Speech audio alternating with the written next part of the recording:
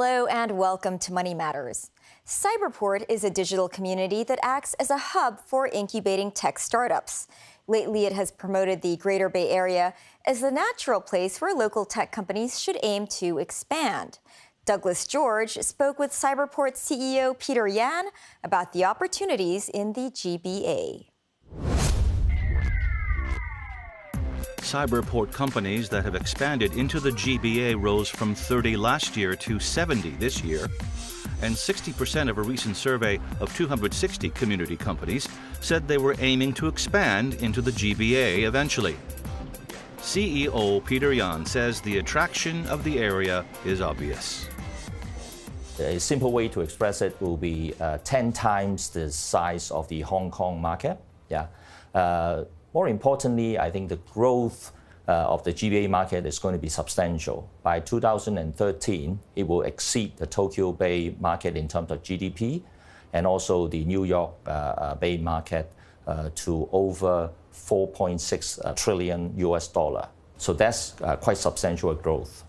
What sectors are in Hong Kong are ready to go? I mean, which ones are priming up to enter the market? Right.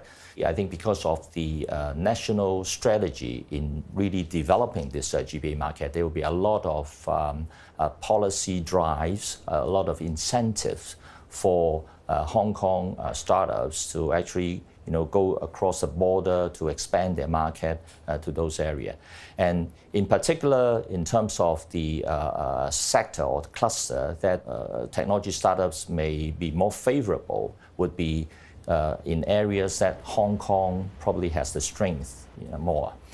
For example, financial technology, medical or health-related technology, because of the strength in the Hong Kong, hospitality, hotel, and also the medical, more importantly, the hospital market.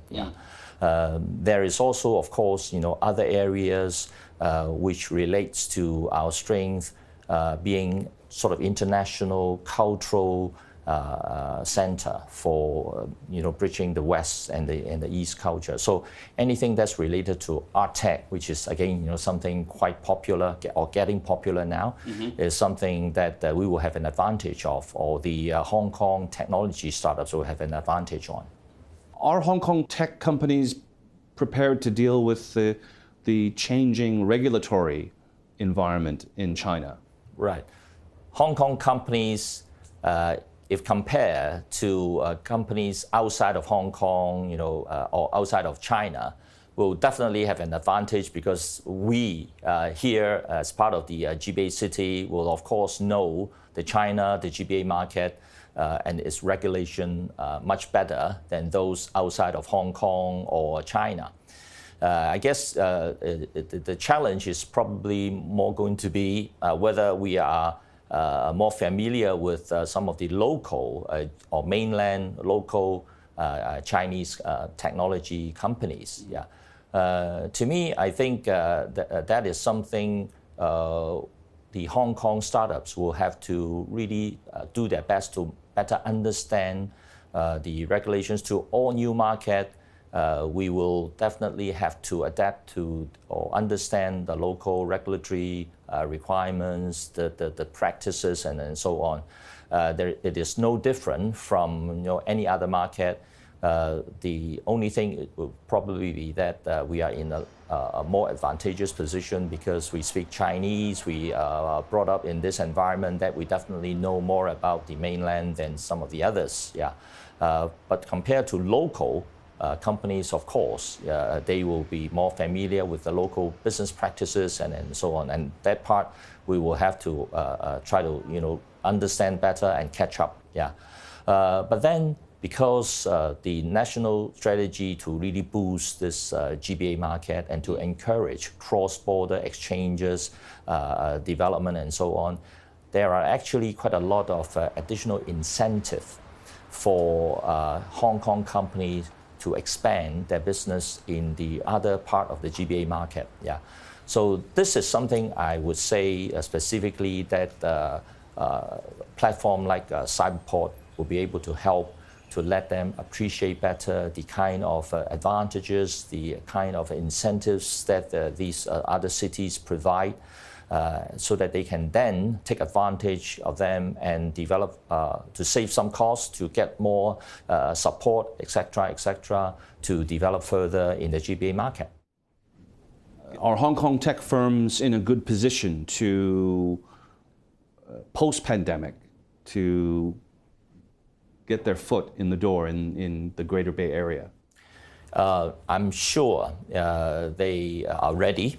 And actually, getting impatient, to wait for the border to open again, so that we can then have activities going back to relatively normal level.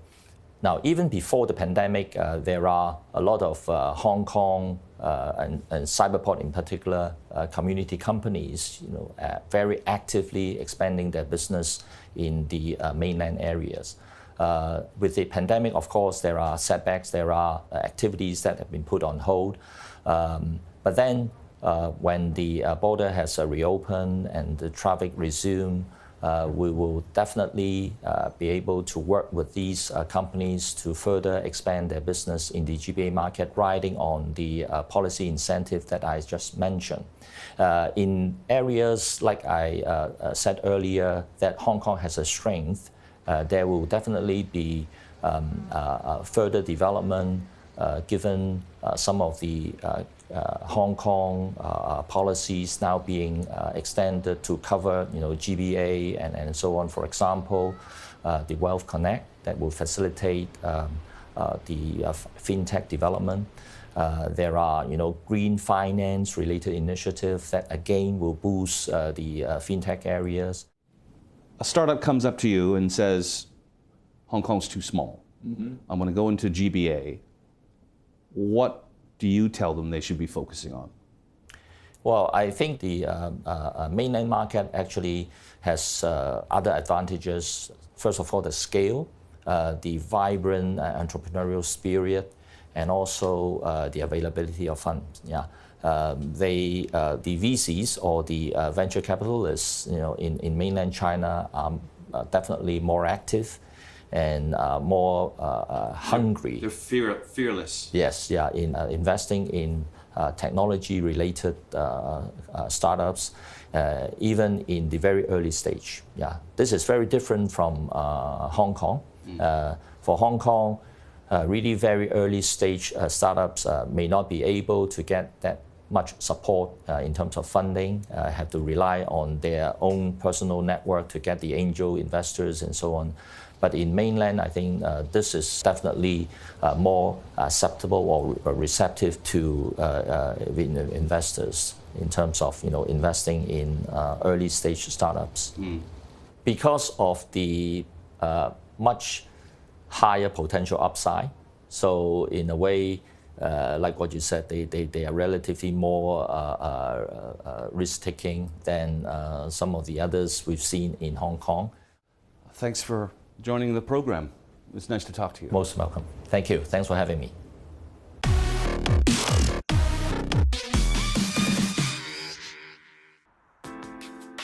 China's central bank says it will cut the amount of cash that banks must hold as reserves. It is the People's Bank of China's second such move this year, releasing 1.2 trillion yuan in long-term liquidity to bolster slowing economic growth. It would cut the reserve requirement ratio, RRR, for banks by 50 basis points effective from December 15th. The cut was flagged by Premier Li Keqiang as a way to step up support for the economy, especially small firms. The world's second-largest economy has lost momentum in recent months as it grapples with a slowing manufacturing sector, property sector debt troubles, and persistent COVID-19 outbreaks. China's exports rose by double digits in November, but growth declined, while imports accelerated in a sign of stronger domestic demand. Exports rose 21.4% over a year earlier to $325.5 billion, decelerating from October's 27.1% growth. Imports surged 31.7% to $253.8 billion, up from the previous month's 20.6% rate. China's exports have been boosted by foreign demand at a time when other global competitors are hampered by anti-coronavirus controls. Stronger imports suggest consumer and other demand is rebounding after a dip brought on by a government crackdown on debt in the real estate industry. When Money Matters returns, a revitalized neighborhood with a view. Stay with us.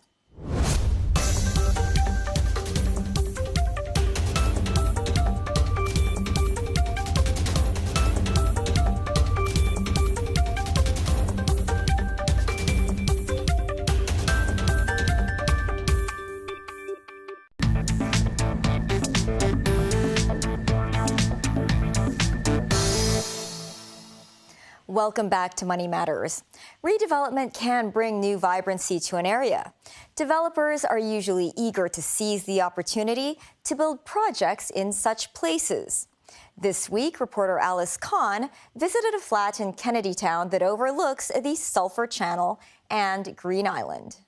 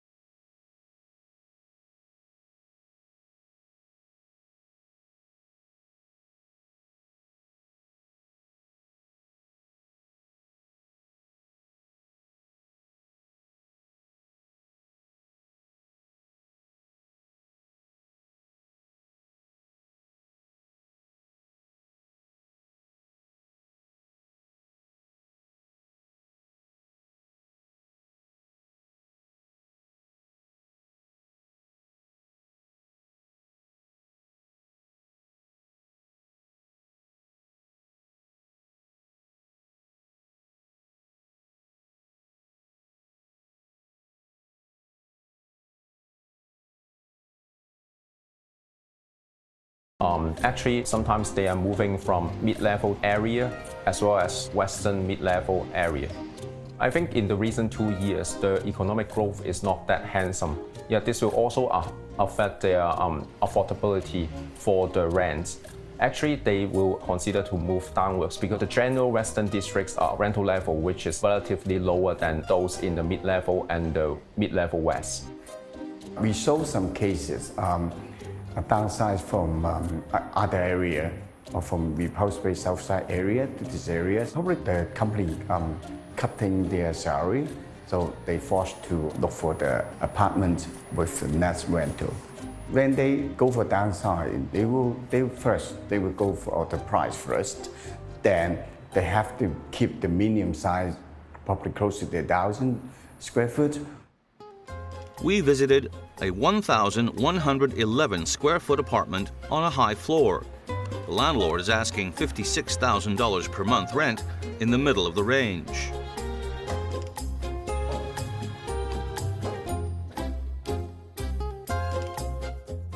The living dining area is 270 square feet. Here is already got quite lots of storage. Yes, I can open up some cabinet for you. So it has a lot of storage in the cabinet. For example, like this is for all the shoes. This rack for the umbrellas. This living area is not square shape. It's irregular. It's really hard to put the furniture. Since this is in regular layout, so the landlord has designed some furniture which is fit in this apartment. For example, like the storage at the on this wall, which is you can put a a sofa up to at least 6 people on this side. And at the dining room area, you could make a round table to fit 6 to 8 people here. The TV is in an odd location. The wall is not parallel. Yes. It's not parallel. Then how do you watch TV? The landlord already think about this point. This TV cabinet is movable. You can turn to adjust the angle when you're watching the TV. So after you're watching the TV, you can put it back against the wall. Despite the irregular layout, the living room has more than enough room for furniture. Since it's a very distance from this wall to this wall, you can put a big bookshelf against the wall at the back of the sofa. The large floor-to-ceiling window allows a lot of natural light into the living room. This flat has a view. Yeah, it has a very nice sea view. You can see some mountains from here, and then you can see the boat traveling around on the sea. And then there's a Dingle Bridge over there. So at the night time, you can see the lighting from the Dingle Bridge. There's some jamming area over there. Can you see firework? Unfortunately, you can't see a firework from here. Yeah, because this direction is northwest. You need to see the convention plaza to enable to see the firework. It has a view. It's a very nice view. Then would the tenant pay a premium just for the view? I don't think so, since that the previous tenants who is paying $56,000 for this unit, and right now the landlord is only asking for $56,000 again. So I think the asking price is quite reasonable. And also there's a recent transaction with the lower floor nest view. It was just listed out for $62,000. So that beside the view, the decoration and the maintenance of the units also is a major factor to determine the price. So the landlord who spent over $1 million to upgrade this apartment. Then we checked out the bedrooms. Jackie, how many bedrooms in this unit? It has a 3-bedroom, including 1 ensuite. This is the guest bathroom here. Oh, it's quite decent. Yes, it is quite good size. This is the first bedroom here. It has space. It's about 120 square feet in this bedroom. So the landlord already designed some furniture to fit in this room. For example, this bed is good for 1 person or 1 children, and who make use of the bay window by putting a tabletop on the bay window to turn into a desk. The built-in wardrobe has tall racks, good for long coats and dresses. The bedroom also has an open sea view. Next, we checked out the layout of the other bedroom. This is the mushroom bathroom. Then where's the second bedroom? This is the second bedroom. It was the second bedroom. That means the landlord has made changes to the layout. Correct. The landlord turned this room to connect to the master room by demolish the wall here to put the sliding door here. So it turned this room into the study room and workshop space to connect to the master room. It is 70 square feet. Now it's become a study room, and it also has a large wardrobe. Can we turn it back into a bedroom? It's quite difficult since they already take down the wall here. So you need to build up the wall here and put the door in here again to turn in the bedroom, because this furniture is fixed. The master bedroom is 150 square feet. You can put a king-size bed in this area, and you still have spaces to walk around the bed. And then also it's a very big wardrobe. You can put a lot of storage and clothing. in this wardrobe. Beside the bed, you could put, since they already have all TV outlets, so you could put you can put a small TV cabinet in there, and then the TV on top of the cabinet, and also you could put the dress-up table somewhere at the corner. The master bedroom has windows on both sides and it overlooks Green Island. Okay, Jackie, the landlord has made some changes on the layout of the bedroom. Yes. And we only have one single bed now, and one large, very large master bedroom. Would it limit choice for the landlord? It will limit the choice to choose the tenants, because it only fit for the tenants who are without kids, or only a couple with one children, or those tenants who are big family, like more, if has a family member more than 3 people, then will be difficult to fit in this particular apartment. The kitchen is well equipped and the size is okay. There's an 80-square-foot maid's room. Amenities-wise, it has clubhouses including swimming pools and function rooms.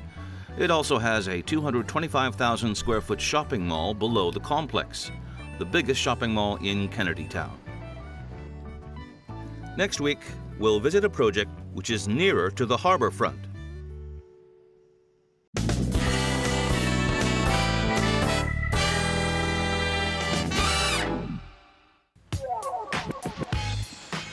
Blitzening down the piste, Santa is slaying it on the ski slopes. More than 230 skiing and snowboarding Kris Kringles took to a western Maine resort to raise money for charity. The jolly old St. Nick's took a break last year because of the global pandemic. But they returned to kick off the ski season in full holiday garb, including white beards and red onesies. A sea of red Santa suits descended the mountain, carving wide turns as their beards fluttered in the icy wind. Not a single Grinch among them. The event took place in the western Maine town of Newry, home to the Sunday River Ski Resort, the state's busiest. Before dashing through the snow, the Santas must all donate a minimum $20 that will help support local education and recreation programs. The event raised $5,000 for a local nonprofit, the Sunday River Community Fund. Where were Rudolph and all the rest of the reindeer? Back at the Ho Hotel. That's the show. Thanks for watching. Next week, Christmas fairs make a comeback after a COVID-induced absence. See you then. Good night.